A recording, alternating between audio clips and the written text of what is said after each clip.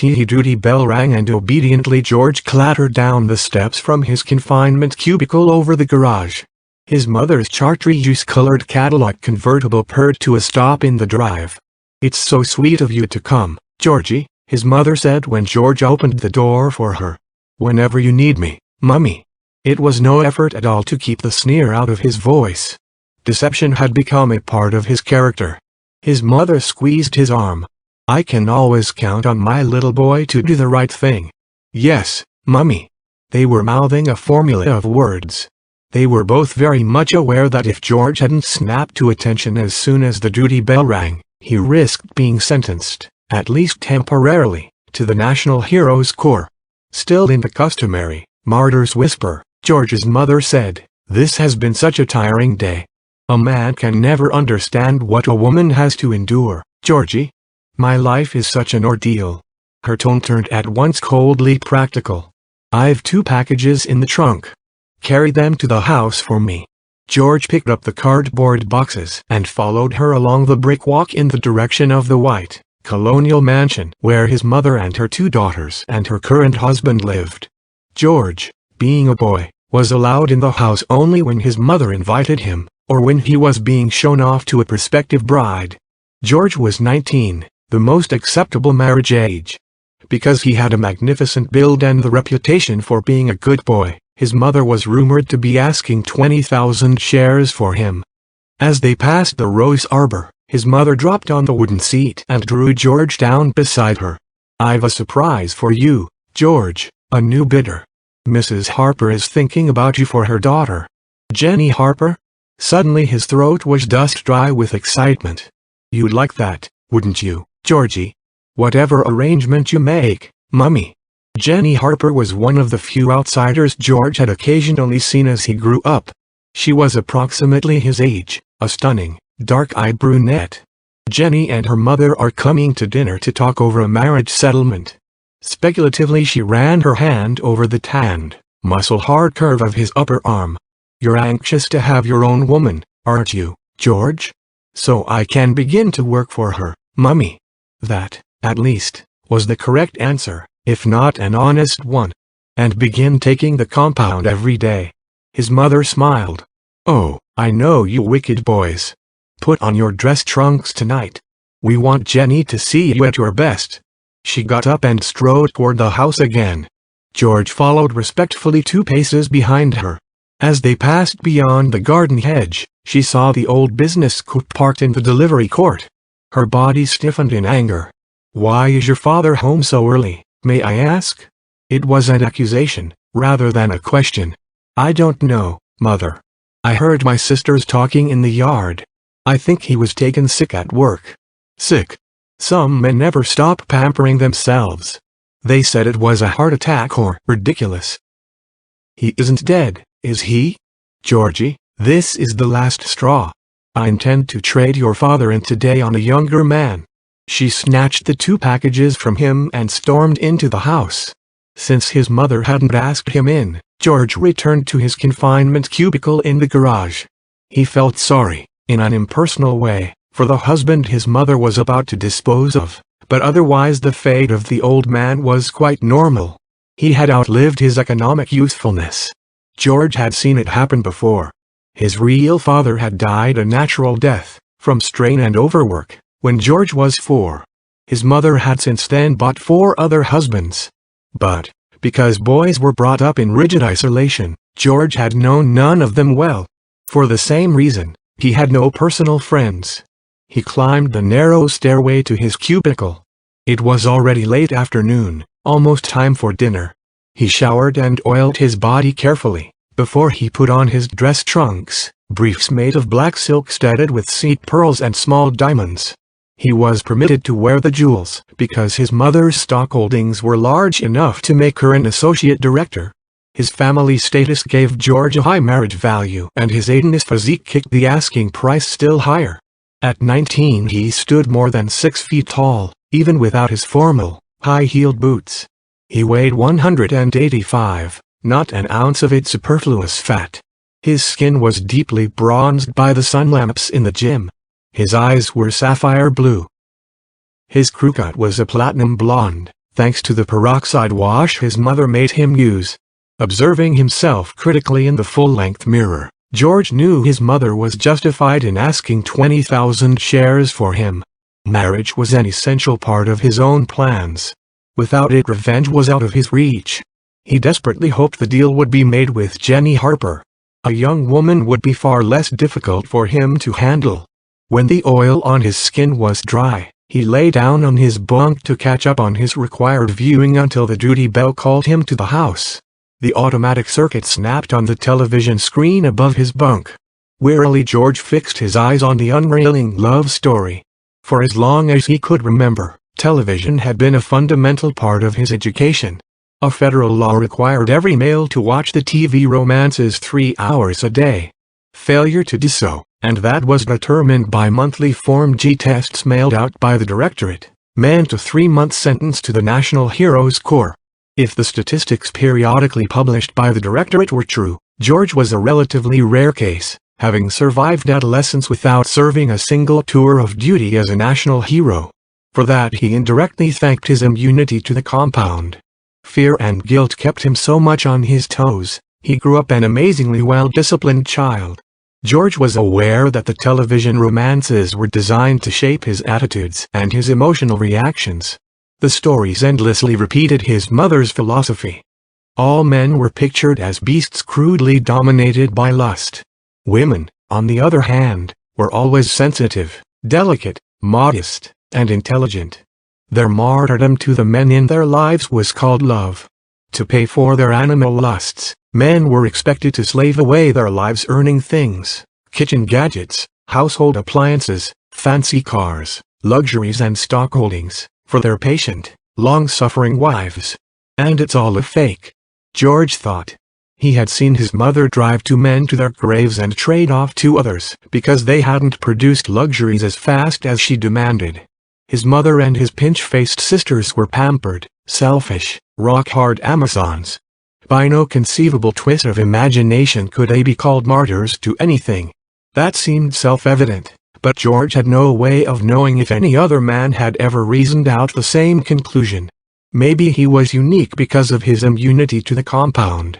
He was sure that very few men, possibly none, had reached marriage age with their immunity still undiscovered. George was lucky, in a way. He knew the truth about himself when he was 7, and he had time to adjust to it, to plan the role he had been acting for the past 12 years. His early childhood had been a livid nightmare, primarily because of the precocious cruelty of his 2 sisters. Shortly before his 7th birthday, they forced him to take part in a game they called Cocktail Party. The game involved only one activity. The 2 little girls filled a glass with an unidentified liquid, and ordered George to drink. Afterward, dancing up and down in girlish glee, they said they had given him the compound. George had seen the love stories on television. He knew how he was expected to act. He gave a good performance, better than his sisters realized, for inside his mind George was in turmoil. They had given him the compound, true, years before he should have taken it, and nothing had happened. He had felt absolutely nothing. He was immune. If anyone had ever found out, George would have been given a life sentence to the National Heroes Corps. Or, more probably, the Morals Squad would have disposed of him altogether. From that day on, George lived with guilt and fear. As the years passed, he several times stole capsules of the compound from his mother's love cabinet and gulped them down. Sometimes he felt a little giddy, and once he was sick. But he experienced no reaction which could possibly be defined as love. Not that he had any idea what that reaction should have been, but he knew he was supposed to feel very wicked and he never did. Each failure increased the agony of guilt. George drove himself to be far better behaved than he was required to be. He dreaded making one mistake. If his mother or a director examined it too closely, they might find out his real secret. George's basic education began when he was assigned to his confinement room above the garage after his 10th birthday. Thereafter his time was thoroughly regulated by law. 3 hours a day he watched television. 3 hours he spent in his gym, building a magnificent and saleable body. For 4 hours he listened to the educational tapes. Arithmetic, economics, salesmanship, business techniques, accounting, mechanics, practical science, the things he had to know in order to earn a satisfactory living for the woman who bought him in marriage. He learned nothing else, and as he grew older he became very conscious of the gaps in his education. For instance, what of the past? Had the world always been this sham he lived in? That question he had the good sense not to ask. But George had learned enough from his lessons in practical science to guess what the compound really was, what it had to be, a mixture of aphrodisiacs and a habit-forming drug. The compound was calculated to stir up a man's desire to the point where he would give up anything in order to satisfy it. Boys were given increased doses during their adolescence. By the time they married, they were addicts, unable to leave the compound alone. George couldn't prove his conclusion. He had no idea how many other men had followed the same line of reasoning and come up with the same answer. But why was George immune? There was only one way he could figure it. It must have happened because his sisters gave him the first draft when he was 7. But logically that didn't make much sense. Bachelors were another sort of enemy, men who shirked their duty and deserted their wives. It seemed unreasonable to believe a man could desert his wife, when first he had to break himself of addiction to the compound. George had always supposed that bachelor was a bourgeois word contrived to frighten growing children. As a consequence, he was very surprised when the house next door was raided. Through the window of his confinement cubicle, he actually saw the 5 gray-haired men who were rounded up by the Morals Squad. The squad, heavily armed, 6-foot Amazons, tried to question their captives. They used injections of a truth serum. 2 of the old men died at once. The others went berserk, frothing at the mouth and screaming animal profanity until the squad captain ordered them shot. George overheard one of the women say, "It's always like this. They take something so our serum can't be effective." Later that afternoon George found a scrap of paper in his mother's garden.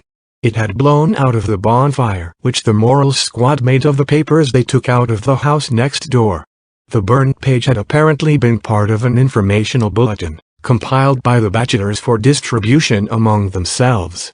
Data compiled from old publications, the fragment began, and interpreted by our most reliable authorities. At that point a part of the page was burned away. And perhaps less than 90 years ago men and women lived in equality. The evidence on that point is entirely conclusive. The present matriarchy evolved by accident, not design. 90 years ago entertainment and advertising were exclusively directed at satisfying a woman's whim. No product was sold without some sort of tie-in with women. Fiction, drama, television, motion pictures, all glorified a romantic thing called love. In that same period business was in the process of taking over government from statesmen and politicians. Women, of course, were the stockholders who owned big business, although the directors and managers at that time were still men, operating under the illusion that they were the executives who represented ownership. In effect, however, women owned the country and women governed it. Suddenly the matriarchy existed. There is no evidence that it was imposed. There is no suggestion of civil strife or more words burned away. However, the women were not unwilling to consolidate their gains. Consequently the popular cliches, the pretty romances, and the catchwords of advertising became a substitute for reality. As for the compound, there the fragment ended. Much of it George did not understand. But it gave him a great deal of courage simply to know the bachelors actually existed. He began to plan his own escape to a bachelor hideout. He would have no opportunity, no freedom of any sort, until he married. Every boy was rigidly isolated in his confinement cubicle, under the watchful eye of his mother's spy cameras, until he was bought in his first marriage. Then, as he thought more about it, George realized there was a better way for him to use his immunity. He couldn't be sure of finding a bachelor hideout before the Morals Squad tracked him down. But George could force his bride to tell him where the compound was made, since he was not an addict and she could not use the compound to enslave him. Once he knew the location of the factory, he would destroy it. How, he wasn't sure. He didn't plan that far ahead. If the supply of the drug could be interrupted, many hundreds of men might be goaded into making a break for the hills. His duty bell rang. George snapped to attention on the edge of his bunk. He saw his mother waving from the back door of her house. "I'll be down right away, Mummy." His mother was waiting for him in the pantry. Under the glaring overhead light he stopped for her last-minute inspection. She used a pocket stick to touch up a spot on his chest where the oil gleam had faded a little. And she gave him a glass of the compound to drink. "Jenny really wants to marry you, George," she confided. "I know the symptoms. Half our battle's won for us. And my former husband won't be around to worry us with his aches and pains. I made the trade this afternoon." He followed her into the dining room where the cocktails were being served. Aside from the Harpers, George's mother had rented 2 handsome, muscular escorts for his sisters. In the confusion, George saw Jenny Harper's mother stealthily lace his water glass with a dose of the compound. He suppressed a grin. Apparently she was anxious to complete the deal, too.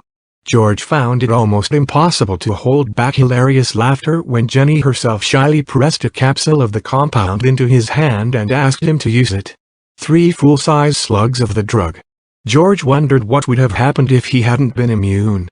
Fortunately, he knew how to act the lusty, eager, drooling male which each of the women expected. The negotiations moved along without a hitch. George's mother held out for 28,000 shares, and got it. The only problem left was the date for the wedding, and Jenny settled that very quickly.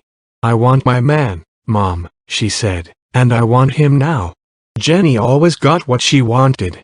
When she and her mother left that evening, she held George's hand in hers and whispered earnestly, "So they were married and lived happily ever after. That's the way it's going to be with us, isn't it, George? It's up to you, Jenny. For as long as you want me."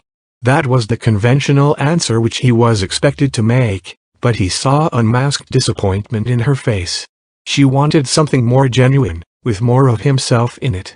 He felt suddenly sorry for her, for the way he was going to use her. She was a pretty girl, even sweet and innocent, if those words still had any real meaning left after what his mother's world had done to them. Under other circumstances, George would have looked forward with keen pleasure to marrying Jenny. As it was, Jenny Harper was first a symbol of the fakery he intended to destroy, and after that a woman. 5 days later they were married. In spite of the short engagement, Mrs. Harper and George's mother managed to put on a splendid show in the church. George received a business sedan from his mother, the traditional gift given every bridegroom. And from Mrs. Harper he received a good job in a company where she was the majority stockholder. And so, in the customary pageantry and ceremony, George became Mr. Harper. "Think of it, Mr. Harper," Jenny sighed, clinging to his arm. "Now you're really mine, George." On the church steps the newlyweds posed for photographs, George in the plain, white trunks which symbolized a first marriage. Jenny in a dazzling cloud of fluff, suggestively nearly transparent. Then Mrs. Harper drew Jenny aside and whispered in her daughter's ear, the traditional telling of the secret. Now Jenny knew where the compound was manufactured. And for George revenge was within his grasp. George's mother had arranged for their honeymoon at Memory Lodge, a resort not far from the Directorate Capitol in Hollywood. It was the national capital as well, though everyone conscientiously maintained the pretense that Washington, with an all-male Congress, still governed the country. George considered himself lucky that his mother had chosen Memory Lodge. He had already planned to desert Jenny in the mountains. George knew how to drive. His mother had wanted him to do a great deal of chauffeuring for her. But he had never driven beyond town, and he had never driven anywhere alone. His mother gave him a map on which his route to the lodge was indicated in bright red. In the foothills George left the marked highway on a paved side road. He gambled that Jenny wouldn't immediately realize what he had done, and the gamble paid off. Still wearing her nearly transparent wedding gown, she pressed close to him and ran her hands constantly over his naked chest, thoroughly satisfied with the man she had bought. In the church George had been given a tall glass of the compound. He acted the part Jenny expected. But it was far less a role he played than George wanted to admit. His body sang with excitement. He found it very difficult to hold the excitement in check. If he had been addicted to the compound, it would have been out of the question. More than ever before he sympathized with the men who were enslaved by love. In spite of his own immunity, he nearly yielded to the sensuous appeal of her caress. He held the wheel so hard his knuckles went white. He clenched his teeth until his jaw ached. All afternoon George drove aimless mountain roads, moving deeper into the uninhabited canyons. Carefully judging his distances with an eye on the map, he saw to it that he remained relatively close to the city. After he forced Jenny to give him the information he wanted to be able to get out fast. By dusk the roads he drove were no longer paved. Ruts carved deep by spring rain suggested long disuse.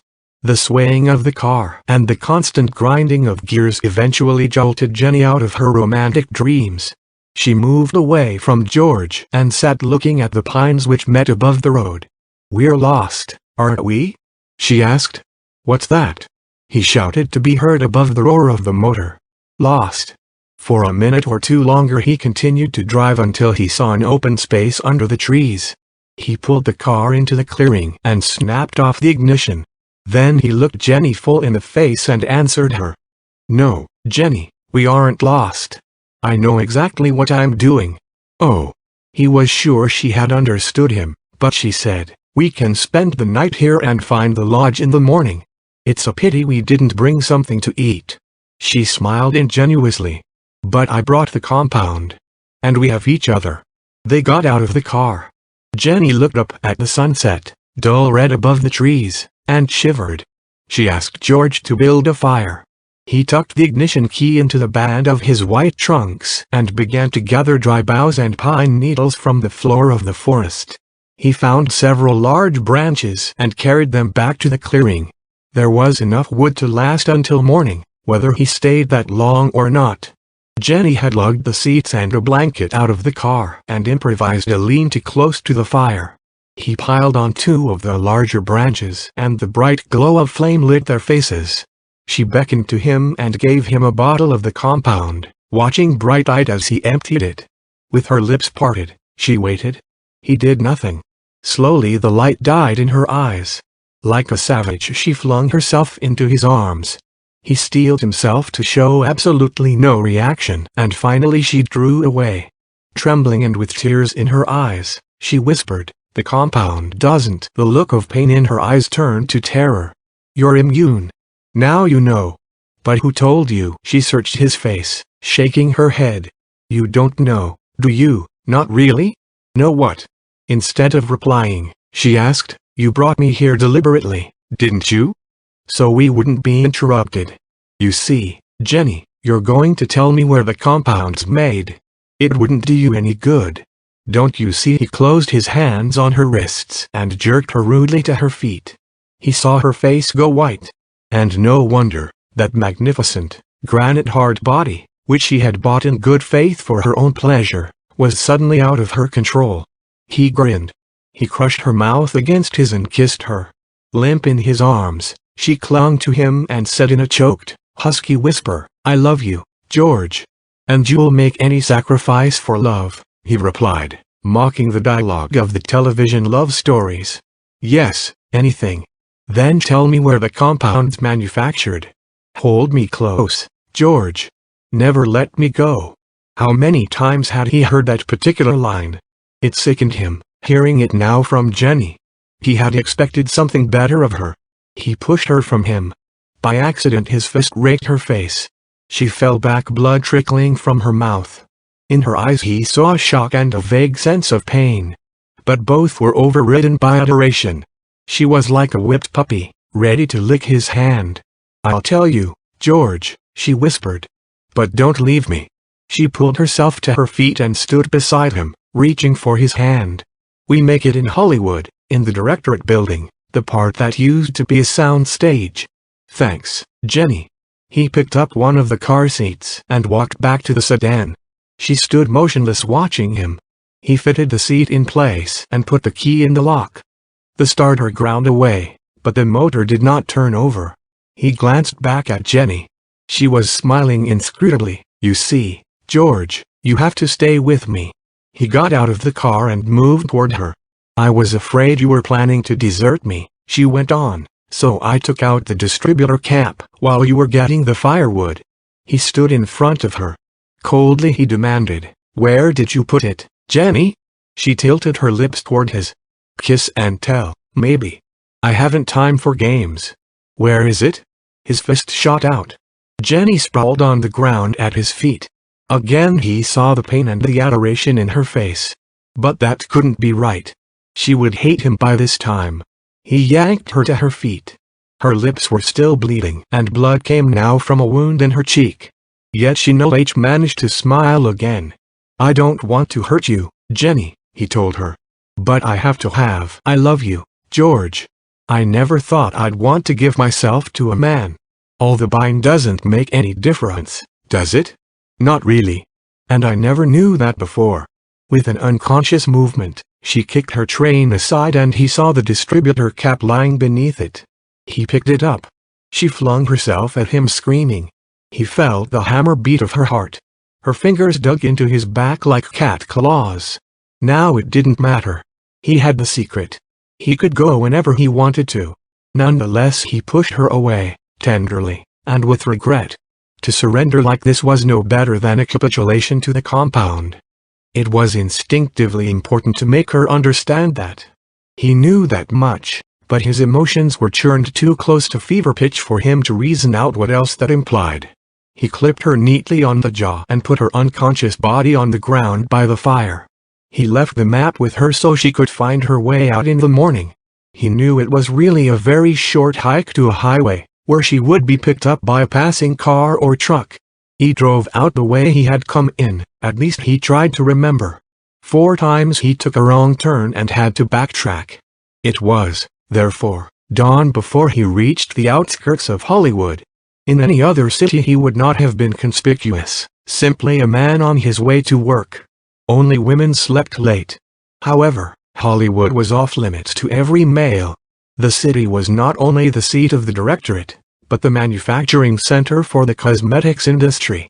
And since that gave women her charm, it was a business no man worked at. George had to have a disguise. He stopped on a residential street, where the people were still likely to be in their beds. He read names on mailboxes until he found a house where an unmarried woman lived. He had no way of knowing if she had a husband on approval with her, but the box was marked Miss. With any luck he might have got what he wanted without disturbing her, but the woman was a light sleeper and she caught him as he was putting on the dress. He was sorry he had to slug her, but she gave him no resistance. A spark of hope, a spark of long-forgotten youth glowed in her eyes. Before she slid into unconsciousness. Wearing the stolen dress, which fit him like a tent, and an enormous hat to hide his face, George parked his sedan near the directorate and entered the building when it opened at 8. In room after room automatons demonstrated how to dress correctly. Robot faces displayed the uses of cosmetics. There were displays of kitchen gadgets, appliances, and other heavy machinery for the home. Recorded lectures on stock management and market control. Here women came from every part of the country for advice, help and guidance. Here the top directors met to plan business policy, to govern the nation, and to supervise the production of the compound. For only the top directors, less than a dozen women, actually knew the formula. Like their stock holdings, the secret was hereditary, passed from mother to daughter. George searched every floor of the building, but found nothing except exhibit rooms. Time passed, and still he did not find what he had come for. More and more women crowded in to see the exhibits. Several times he found newcomers examining him oddly. He found he had to avoid the crowds. Eventually he went down steps into the basement, though a door marked "Keep Out." The door was neither locked nor guarded, but there was a remote chance it might lead to the production center for the compound. In the basement George found a mechanical operation underway. At first he took it for another cosmetic exhibit. Conveyor belts delivered barrels of flavoring syrup, alcohol and a widely advertised liquid vitamin compound. Machines sliced open the containers, dumping the contents into huge vats, from which pipes emptied the mixture into passing rows of bottles. The bottles. Suddenly George recognized them and the truth dawned on him, sickeningly. Here was the manufacturing center for the compound, but it might just as well have been a barn in Connecticut or a store window in Manhattan. No man was enslaved by the compound, for the compound did not exist. He was imprisoned by his own sense of guilt, his own fear of being different. George remembered his own fear and guilt. He knew how much a man could be driven to make himself conform to what he thought other men were like. His revenge was as foolish as the sham he wanted to destroy. He should have reasoned that out long ago. He should have realized it was impossible to have immunity to an addictive drug. But, no, George believed what he saw on the television programs. He was victimized as much as any man had ever been. He turned blindly toward the stairway, and from the shadows in the hall the moral squad closed in around him. With a final gesture of defiance, he ripped off the stolen dress and the absurd hat, and stood waiting for the blast from their guns. An old woman, wearing the shoulder insignia of a top director, pushed through the squad and faced him, a revolver in her hand. She was neither angry nor disturbed. Her voice, when she spoke, was filled with pity. Pity. That was the final indignity. "Now you know the truth," she said. "A few men always have to try it. And we usually let them see this room and find out for themselves before we close the case." Tensely he demanded, "Just how much longer do you think we can get away with this? As long as men are human beings. It's easier to make yourself believe a lie if you think everyone else believes it, than to believe a truth you found out on your own. All of us want more than anything else to be like other people. Women have created a world for you with television programs. You grow up observing nothing else. You make yourself fit into the pattern. Only a few independent-minded characters have the courage to accept their own immunity. Most of them end up here, trying to do something noble for the rest of mankind. But you have one satisfaction: for what it's worth, you've been true to yourself. True to yourself."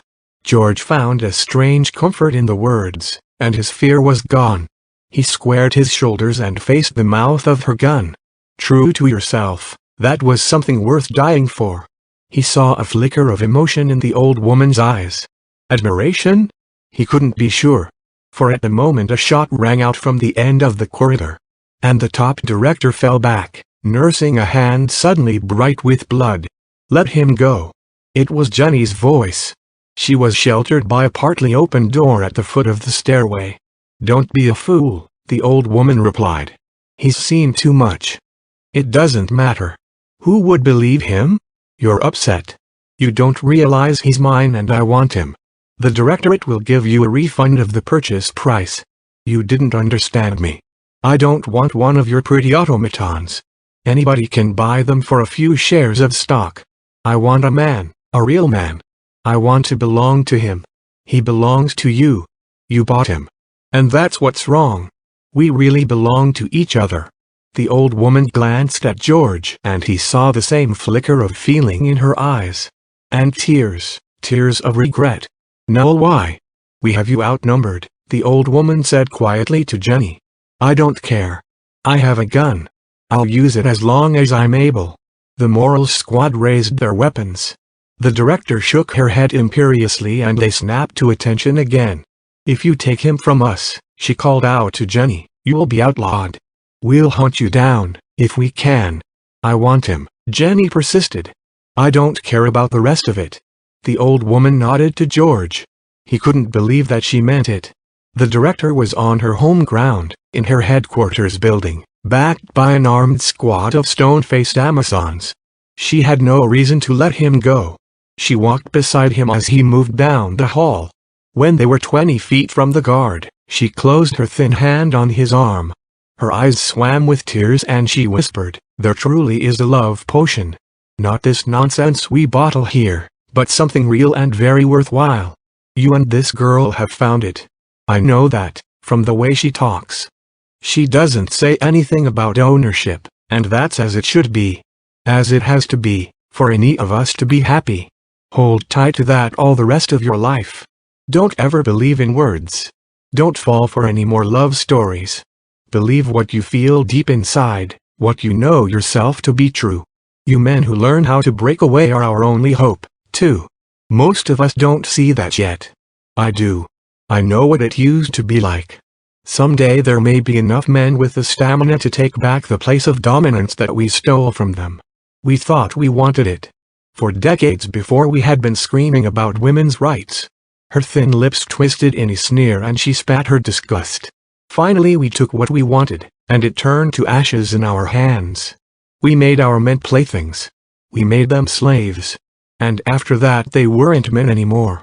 But what we stole isn't the sort of thing you can hand back on a silver platter. You men have to get enough courage to take it away from us. Her grip tightened on his arm.